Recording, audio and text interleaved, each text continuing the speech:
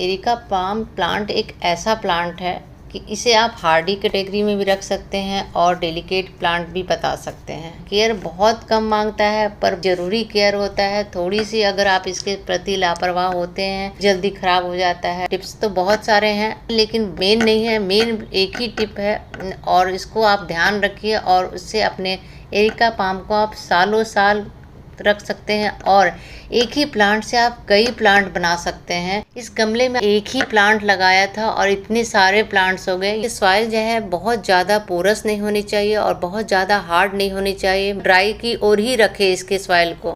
अगर इसकी मिट्टी को आप गीली रखते हैं तो फंगस लगना बिल्कुल ही आम बात है। आप देख रहे हैं इसमें, देखिए इसी टाइप का इसमें फंगस दिखाई देता है और ये फंगस हमेशा इसके जड़ के पास होता है और ये इसके ऊपर जो एक कवर लगा होता है इसमें ही लगता है और इसी से ही ये एरिका पाम खराब होता है। सबसे ज़्यादा प्रॉब्लम इसी से आती है, इसलिए इनकी जड़ों को इस तरह से जैसे मैं अभी निकाल रही हूँ इसको हमेशा ही क्लीन करते रहना है। और इसके बाद ये जो कटिंग हम करते हैं इसको, जैसे पत्तियाँ इसकी ड्राई हो जाती हैं इसको काट देते हैं, आधे से काट देते हैं, उसको आप कभी ना करें।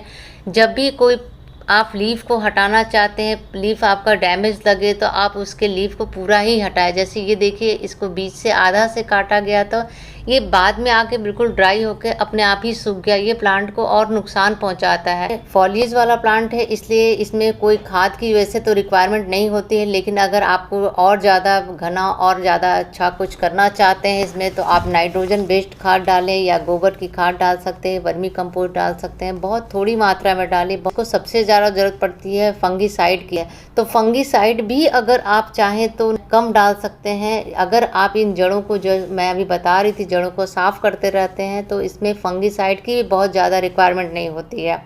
ये देखिए मैंने सारा इसमें से क्लीन कर दिया है। सारी पत्तियां बड़ी बड़ी जो सूख रही थी उनको मैं पूरी ही पत्तियों को हटाई हूँ, मतलब जो उसके जड़ के पास से हटाया है, टिप को नहीं काटा है। अब चांस आती है इम्पॉर्टेंट टिप को बताने की। इम्पॉर्टेंट टिप ये है कि जड़ों को थोड़ा दिखने देना चाहिए। नॉर्मली हम कोई भी प्लांट की जड़ों को ढक के रखते हैं लेकिन इस प्लांट की जड़ों को थोड़ा सा हवा दिखाते रहना चाहिए। यही एक प्लांट है जिसमें आप इसकी जड़ों को बाहर की ओर यानी सॉइल से ऊपर रख करके हवा लगा करके और अच्छे से इसकी ग्रोथ को मेंटेन कर सकते हैं। ऐसी जगह रखनी चाहिए जहां पर छन की धूप आती हो या सुबह शाम की हल्की सी धूप मिले। अगर आपने इसे ज़मीन में लगाया है तो फिर तो आप कहीं भी आप इसको छोड़ दें, लेकिन थोड़ा बहुत वहाँ भी पत्तियाँ इसकी ज़्यादा धूप या कड़ी धूप से जो है बर्न होती हैं।